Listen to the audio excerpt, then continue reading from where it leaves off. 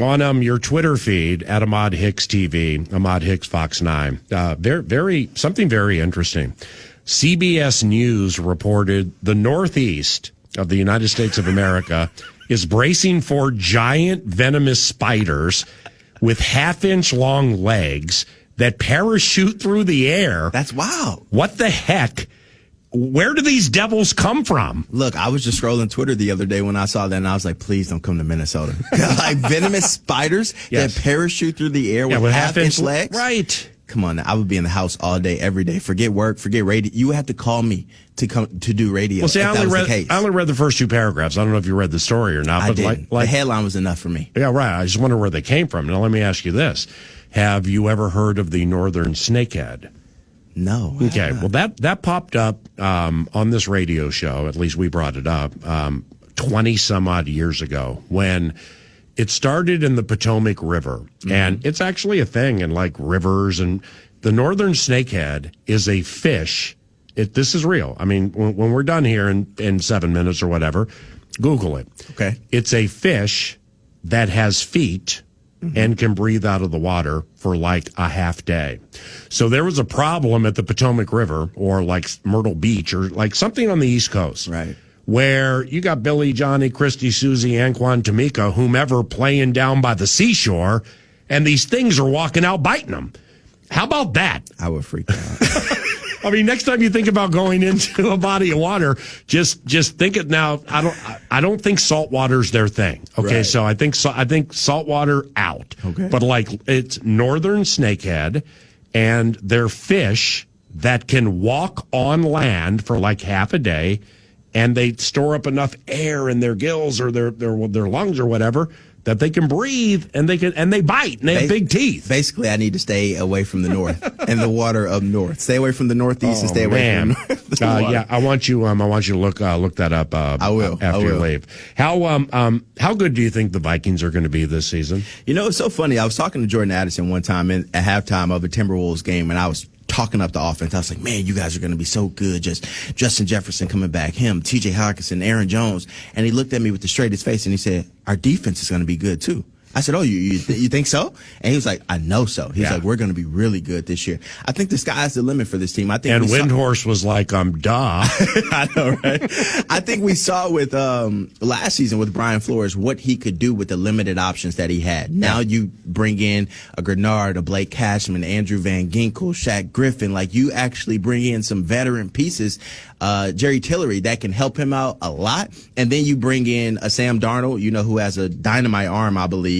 And then you could pair that with all the weapons that he has around him. Yeah. I mean, if this team doesn't turn the ball over and they take the ball away, we're talking about 10 to 12 wins probably. Remember, and we haven't talked about this, but you just triggered the thought. The fumbles last year. You remember how ridiculous that was the whole season? It was every game. That was crazy, but I don't think that'll be a problem this year. I don't see how it can. I mean, it's unprecedented what happened last year. Aaron Jones is leading the way. He's a veteran. He does not fumble the ball a lot. So I think he's going to be the one, the staple to say, hey, this is how you take care of the football. I saw they were doing, protecting the football drills yesterday, first day of minicamp, so it seems like it's a top priority for them this year. But no, I think as long as they keep care of the football, don't give it away, this team is going to be pretty good. Did you see Andrew Van Ginkel on the side boxing? I did not see that. I was not at practice yesterday. Okay, well, yeah, he's doing like boxing as part of the. That's good. Good hand-eye coordination. Got to fight those offensive linemen's hands down. Who do you think would win in a fight and why? Andrew Van Ginkel or Ahmad Hicks? Van Ginkel. I'm not. You got age on him, though. I'm not challenging any NFL player. They still work out every day for a living. I have not touched. What about a kicker? In a long time. Look, if we can wrestle, maybe. I can't not ask you this before you leave. Who do you like in the NBA Finals and why? Man, so I'm kind of biased. It's going to be a good matchup. It's going to be a great matchup, I think. Jason Tatum from St. Louis. I'm so biased for him. Yeah. And anyone from St. Louis. I love Jason. What we just saw from Kyrie and Luka, though. Like, it just makes you think, who in the world can stop them? I think it'll be a 7-game series regardless. I think Kyrie is out for blood versus his former team. Oh, wow. I think he's matured a lot from when he played with Brooklyn, and, he was throwing up the middle fingers to the Celtics fan base. So I think that the Celtics may have that edge with Kristaps Porzingis coming back, but I would not be mad if Kyrie got his second ring and took it to the seas. So Royce Lewis hit a home run last night. Yeah, right. But then I saw that on your Twitter at Ahmad Hicks TV. Why'd I see it on your Twitter? Because I'm part of the Comcast Covenant and I can't watch the freaking games, which is working on my last nerve all of a sudden. I bet. But, I mean, it's not because the Twins played well against Houston. It's just like, it just bugs me that I can't turn on the TV and watch a local professional team, without. I'm right with you. I have to do FUBU or whatever. I have to go to work or is. just pay attention to Bally Sports North on Twitter just to see what's going on. Like, I literally have to go to work to watch the games because I can't watch it at home. Right. But so Royce Lewis hits that home run. That's cool. New York still killed the Twins. But it's okay. Why? It's okay. He's been gone for 50-plus games. He's been out since opening day. I know. And he hit as soon as he came back. That's what this offense has been missing since he's been gone. I think they're averaging 3 or 4 runs a game. How would I know? I can't watch. Exactly. I can listen. So get him back now. Get him in that mix. That'll pick up the play of everyone else. But their pitching has been okay. That's what everyone was talking about, heading into the season. Will their pitching live up to the expectations of last season? Seems to be okay thus far. Royce Lewis will get that offense going, and then we'll be talking about how they're taking over the Central before the end of the summer. You're fantastic. Thank you very much, and I'll see you at practice, okay? All right, PA. Ahmad Hicks of Fox 9 at Ahmad Hicks TV. Minnesota Vikings wide receivers coach Keenan McCardell is next. All right, 3-2. Sorry for the extended absence there, but Stevie Nicks is a fantastic singer, and Fleetwood Mac is a fantastic band. Hey, Sam, the entire media relations team down here. It's like we're going to get a comment from somebody on Kirk Cousins, and they're all concerned. All right, 3-2. Keenan McCardell, wide receivers coach for the Minnesota Vikings, will be joining us very shortly. And when he does, he'll be sitting right next to me. And this will be recorded by the Vikings Entertainment Network, and you'll be able to see God's cartoon character, that would be me, in all of my 3-chinned, 1-eyebrow glory at Vikings.com. And you will see the wide receivers coach discussing many things, including the prized pupil, Justin Jefferson, and his new contract. And what was fascinating to me, and it also was eye-opening to me, or eyebrow-raising, was Keenan's inclusion in Justin's life through this process outside of games between the lines and stuff. So Keenan McCardell is one of our very favorites here with the Minnesota Vikings, a very, very accomplished receiver for many years in the National Football League. He won a couple of Super Bowls. One in 1991, might have been his rookie year with the then Washington Redskins. But after the 2002 season, Brad Johnson at quarterback, Keenan won a Super Bowl with the Tampa Bay Buccaneers, and it's just one of the strangest things in the world. I'm not going to bring it up today. I've joked with him about it multiple times, either 9 to Noon or on X's and O's with Kevin O'Connell, and then we have an assistant for the second part of it. But in that game, Keenan McCardell caught 2 passes in a Super Bowl against the Oakland Raiders. And he caught 2 passes. Both were for touchdowns, and he didn't get the MVP. I mean, it's just the craziest thing in the world. I can't remember who got it. Maybe Donnie Abraham or something like that. But Keenan's career is that of ballyhooed, and he's been a wide receivers coach for about a decade and a half now, all over the place, and settled into things with the Minnesota Vikings into his 4th season. And the wide receiver group with which Keenan is working, it's quite compelling to me. I mean, because you have a couple of high-enders in Justin Jefferson and Jordan Addison. KJ Osborne goes to the New England Patriots. But then you got Brandon Powell. Brandon walked off in the game against the Atlanta Falcons last year. That was a walk-off winner for Brandon Powell. And then after that, you have Tristan Jackson, who also, I think, caught a 2-point conversion in that game. Lucky Jackson, at least for my taste, has looked pretty good this offseason. He's been around for a little bit. Thayer Thomas is somebody who he intrigued me last year. You know, he was a practice squad guy, but he played in the preseason. What's going on there, everybody? And Thayer, who wears 89, he's out there running around like a speed demon. And looking forward to chatting about him. But then you have some others whose names, like Malik Knowles, you know, may not be as familiar to some football fans as some other names, but it's a different room this year, and that's what we look forward to chatting about with Keenan McCardell, who has joined us now from Twin Cities Orthopedics Performance Center and the TCO radio studio. Mr. Keenan McCardell, a very good morning to you. How are you? Good morning. How are you? Good to see you. Yeah, you good? Well, you got that Lou Rawls voice this morning. You good? I'm getting it from you. Good. You'll never find a wide receivers coach like mine. Like I said, into his fourth season as wide receivers coach here, and you know, I guess, you know, even though we've chatted several times and like I've looked at your bio and I've read all that stuff before, I guess I failed to realize how long you've been a wide receivers coach, you know, where it's like a decade and a half now. And, you know, they're who's to say what's next? Only God knows as you choose to venture elsewhere or choose to stay here, or Justin, like Zimmer's out, O'Connell's in. I didn't know. I'm reading a story in The Athletic by Alec Lewis, and I didn't know Justin like stumped for you. It's like, you know, O'Connell gets his, like, keep him. Please keep him. Like, I didn't know that happened. That's really, really cool.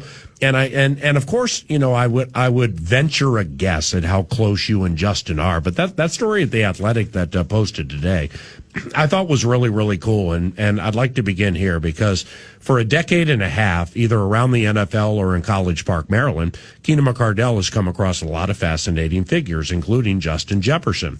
Is your relationship with Justin as authentic as any potentially you ever have had as a coach of players?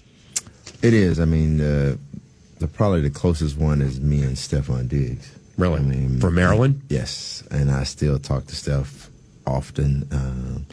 We chat. Me and Justin chat just as about the same. I mean, our relationship is very authentic. You know, I'm one of those coaches that kind of like when I was a player, you know, Coach Richard Mann was my guy, was the guy that really got me going. And and it was like this. I kind of take the same rule he used to tell us. He said, when I call in the off season, you answer. It's because it means something. If you probably won't ever hear from me in the off season unless I need something. Right. And that's how our relationship is. Okay. In the off season, because I know how much time we're going to spend together when we're here. Yeah. So I let them have their peace because they need it. Because I've been a former player and I understood that. And you know, at some point you always say, "Oh, Coach, why didn't you call me? This, that, and that. You needed something." No, I'll need you on Sunday. Or something like that. And I would say that to Coach Mann, and he's like, "I need you on Sunday." Yeah. And I'm the same way. You know, I think I care.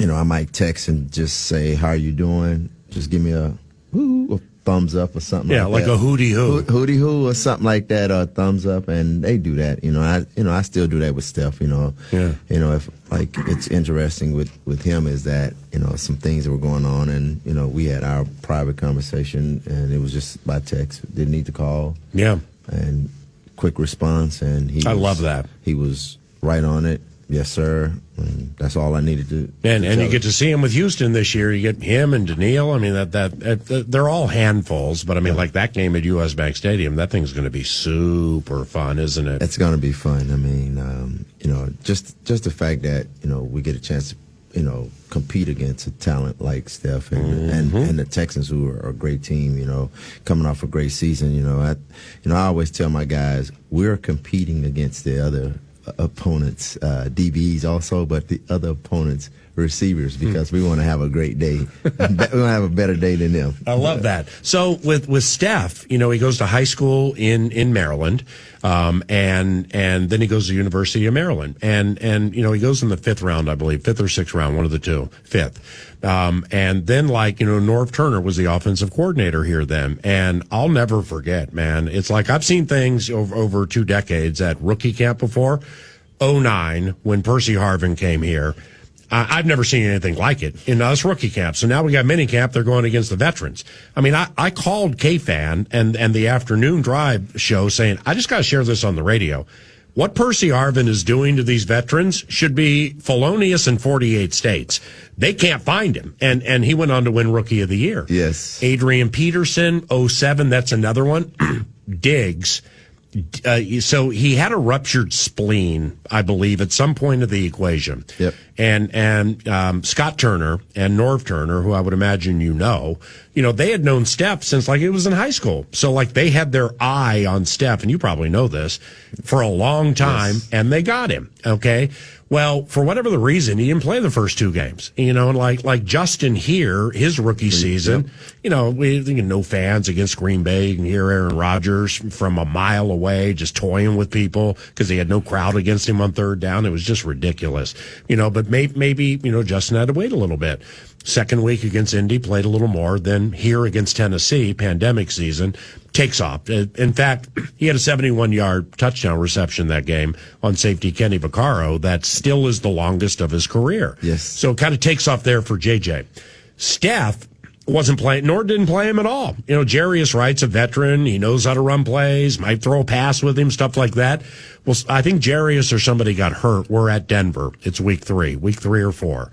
And they're going to win the Super Bowl that year, by the way. So it's Super Bowl 50, Gary Kubiak's the coach. Yep. And so their corners were Aqib Talib, Chris Harris, and Bradley Roby. Okay, yep. Those were the 3. Maybe the best 3 in the NFL that year. Steph came on the field, and he had Harris, and I had Aqib Talib on the radio show 2 years ago when he was calling games. And we hearkened to that game.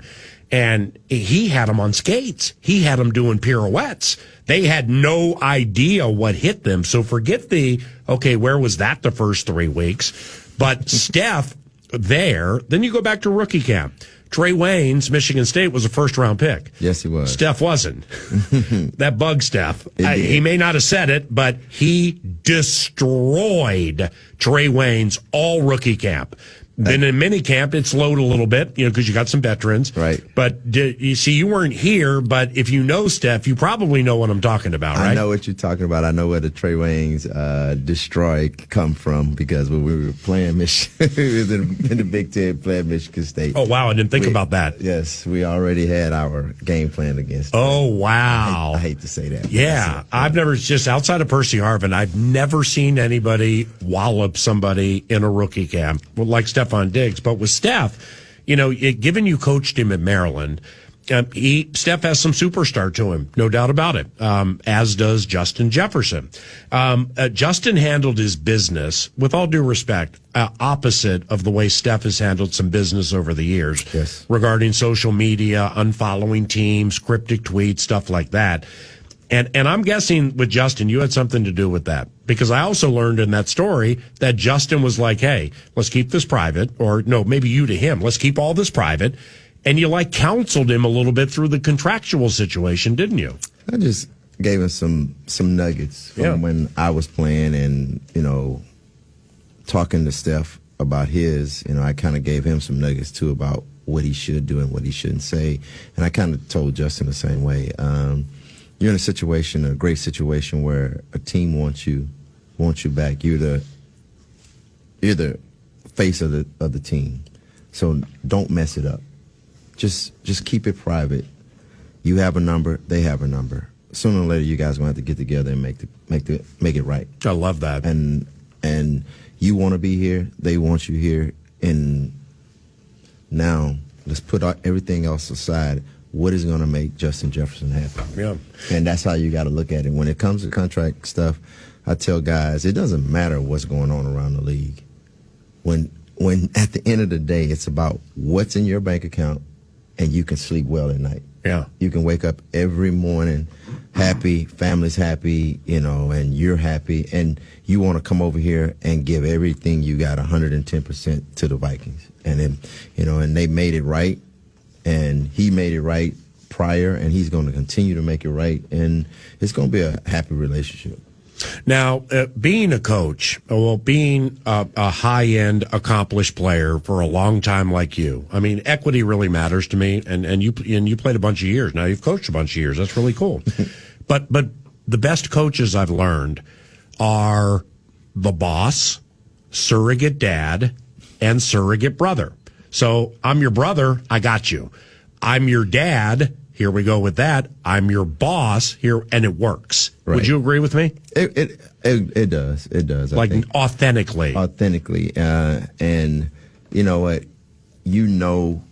Like when I was playing, I knew Coach Mann was my boss, my coach, but he also was like a second dad to me, more like a dad than a brother. Yeah. I think that gave me a lot of comfort to be able to trust. And I think with Justin, I think he understands that. I wouldn't say, Dad, I might be big brother, because Dad is Dad. If he considers me as his second dad, yeah. But if he considers me as one of the brothers, I love it because we have a great relationship. That's awesome, and you can bounce stuff off of me. Like big brother. Hey, what do I need to do here? How do I do it? And we talk about it. And sometimes he's not gonna like what I tell him. And we have a conversation about it. But we move on. And that's what great relationships do. You talk about it, communicate, and move on. That's beautiful. Keenan McCardell, wide receivers coach for the Minnesota Vikings. Off the JJ topic, what with your trained eye, and he's not in your room, so I'm not looking for like this big, overarching take on Sam Darnold, but he matters to your room. So, like through the off season, what have you seen? What do you like? I love his arm talent. Yeah, I had no idea he threw the ball like that. By the way, yeah. I remember him coming out, from USC, and it's even better, to see it in person. I didn't get a chance to go on the private jet to go see him work out. I was still receiver coach. What do you mean? I'm just playing. But now, just to see it in person is really good. And I think, as we continue to build this here, he'll get better and better, and he'll get more comfortable. It's like anything. Changing teams, you're kind of like feeling your way until you can kind of, plant your seeds and they start to bloom and blossom and you get settled, and I think it's starting to happen for him. But, it really, like I tell people this all the time, we're in our pajamas right now. It'll happen when we come back and we're in full pads. The guys around him are falling at his feet. He can move around. He can trust his O-line and stuff like that. And he feels comfortable with our offense. He's had, 3 offenses in the last, 3 years. So, it kind of runs into each other. And I think these guys, I think Sam has to understand that. Just slow it down and just process it. And, I always say when I was changing teams, you got to take some concepts that we might call it as something different. And where you was at, it was called something else. So you got to kind of put them together, and then as soon, right now, that's what you need to do. But by the time training camp comes, it's flipped all the way to our language. The high enders from years 1 to 2, there's a precipitous jump or an obvious jump with things. So with Addison, what do you know? And he was super good last year, but what do you know is going to be better this year? Anything different, or was it all good? It was good. I think at the line of scrimmage is going to be a lot better for him. His route running is going to be even more precise because, like with him, he was just learning the offense too. As you start to know our offense, you start to get comfortable in how we want it ran or how you can put your flavor on it. And he is starting to do that. I can see it in the off season. It's just about him getting comfortable and understanding exactly how we want to run it. And I think as every year goes, he's going to get better and better because he's going to find some different nuances of certain routes that it's not like what we drew on the chalkboard. It's a straight line and this, that, and the other. He's going to understand how to make that straight line a little wiggly, but it's straight and get to the same spot where we need him to be. Right, full speed. At full speed at the right time. So it's going to get better, and I'm looking forward to that because he's a unbelievable student of the game. Sweet. Which makes it a lot easier for me. I don't have to talk a lot or explain a lot to him. He gets it just like Justin gets it. And you know what? We're working on a little bit more of at the catch point contact. Okay. And that's just getting stronger. Okay, last one. Bonk tells me we have a minute, so you get it all. I like Thayer Thomas, and I had a conversation with Thayer last year after first time I met him after the preseason game at Seattle, and there were some punt returning problems there. And he's a practice squad guy, hoping to make it, maybe a better chance this year. He just seems like a tough-minded kid. Is that fair? It's fair to say. Very tough-minded, former baseball guy. Understands how to go through the ups and downs of a game.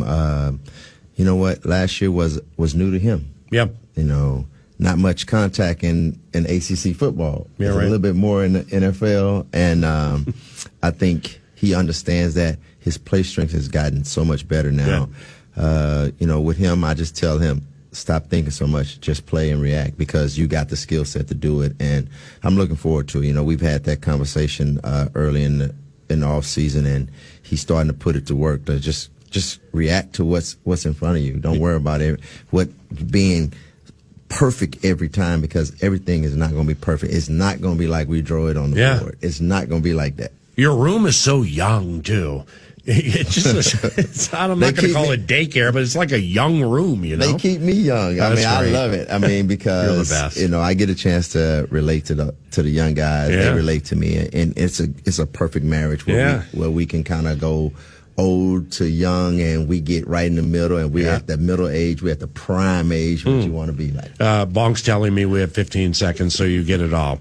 I'm guessing Trent Sherfield Jr. is a good run blocker, and here's why. And I know you haven't mixed it up, but Shanahan doesn't sign you unless you can block the run. And then McDaniel, who was with Kyle, doesn't sign you unless you can block the run. And then Buffalo is a running quarterback, and they like to run too. Yes. And so now N'Keal Harry goes to tight end, and you got Sherfield Jr. here. I haven't watched him play closely. It seems like he's tough, and wide receivers blocking the run is important, but it's emphasized a little more now, isn't it? It is. I think Trent has made his mark being a tough in between the hash mark type receiver, making those catches over the middle, blocking. Good. He's going to be a big part of us in our run game. Yeah. And plus, he's going to be a big part, with him and BP being those tough-minded guys. I love tough-minded guys.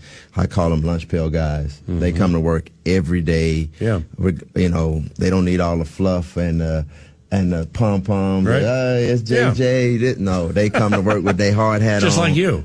One of the best run-blocking receivers. I would say I look at it this way. Larry Fitzgerald Jr., Anquan Bolden, Hines Ward, Keenan McCardell Jr. No doubt.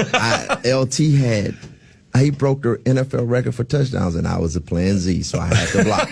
My players don't believe that, but right. Trent's going to help us, and I think he's one of those guys like Sam has to get the feel of our offense. So it's coming, and it's coming really fast, which I love. The average time for our interviews is 13 minutes. The next one will be 12 minutes, 40 seconds because I owe Bonk 20 seconds, all right? I got you. Thank you, Keenan. All right. I appreciate Thanks, you. Big. Keenan McCardell, wide receivers coach for the Minnesota Vikings. We'll finish the show chatting Stanley Cup with Russo Radio. Don't leave. I can't wait until tomorrow. Because Chris Finch will be in studio 9 to noon, coach of the Minnesota Timberwolves in studio at 9 a.m. for 9 to noon. Put a 9 to noon official wrap on Timberwolves 2023-2024. Maybe discuss the NBA Finals some with Finchy tomorrow at 9 a.m. Given that begins tomorrow, Stanley Cup Finals is beginning soon. We were scheduled to have Russo Radio on for this final segment, but something has gone kaput. So we hopefully we'll catch up with him in the near future. And also tomorrow, Ben Lieber will join 9 to noon to discuss minicamp and Sam Darnold and Aaron Jones, and JJ will discuss that. But Max, great job producing today. In closing, I didn't. We mixed it up with the T-Wolves and Jaden McDaniels and Darius Garland a little bit earlier, but yes, I failed to ask you with Dallas and Boston who wins and why. Oh man, it's going to be really, really good. It's kind of one of those things. I feel the same way when I'm looking at this, like when I was looking at the Wolves and Mavericks matchup. It's like whenever I find an advantage for the Mavericks, I find an advantage for the Celtics. It's back and forth and back and forth. I'm gonna roll with Dallas though, because I think it's gonna come down to, much like the Wolves and Mavericks series, it's gonna come down to the little things. It's gonna come down to clutch moments. It's gonna come down to taking care of the ball.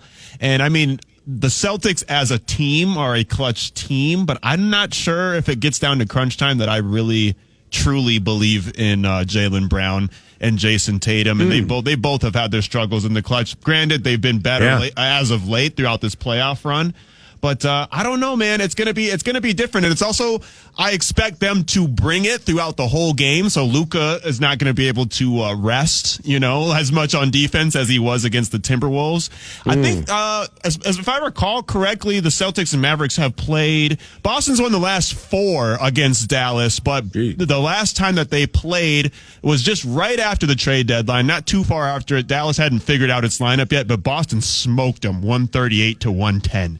Wow. So, and with Kyrie and Luka playing agenda-free basketball, right? And Jalen and Jason Tatum, well, they've also become more agenda-free of late. This season, maybe a little bit last year. And what I mean is it starts and stops with Luka. Right. All right, Kyrie, how you going to handle it? Luka, how you going to handle Kyrie? It starts and stops with Tatum. All right, Jalen, how are you going to handle it? And vice versa. I think it's going to be really interesting tomorrow night to start to learn, who freaks out and why. But when you have 4 alphas like them, if it doesn't work, and if there's a hiccup or some kind of metaphorical mogul, and they can't handle the heat, and they start gunning because they don't think they're getting the ball enough, that's going to be a problem. Yeah, it's going to be a major problem, and I think Luka is going to get his. He averaged 35 against Boston in the regular season, so he's going to get his. Jaylen Brown's become a better defender, especially recently, but I mean, you can't really stop Luka. My thing is Kyrie. I'm looking at the stats here, PA. He scored 42 points on 43 shots. What? Derek White and or Brown, who are the primary defenders on him, he has been absolutely brutal against Boston as of late. And if Porzingis is healthy, man, he's been a decent rim defender. We saw how much that matters, how much the Mavericks like attacking the paint. So if Porzingis is healthy, it's going to be tough for them to get in the paint like they were before. And their defense, they collapse on the paint as well, like they did against the Wolves. They didn't let anything easy in the paint, but the Celtics got Al Horford on the outside. They got Derek White on the outside. They got Porzingis on the outside. Pretty much everybody on that team can stretch. So I don't know. Boston has the better team, but I'm rolling with Dallas. Maxwell, did you hear the wide receivers coach, Keenan McCardell, give you a hootie-hoo? I loved that. That was awesome. All right. I love you, man. I love you. Thanks for helping. That's Max Fuller producing. Nordo returns tomorrow. And I'm Paul Allen, back with you tomorrow when we rise and shine at 9 for 9 to noon radio. Here comes the program on FM 100.3 KFAN. Podcast today's Paul Allen Show, or listen back to previous show and interviews by going to the iHeartRadio app or KFAN.com.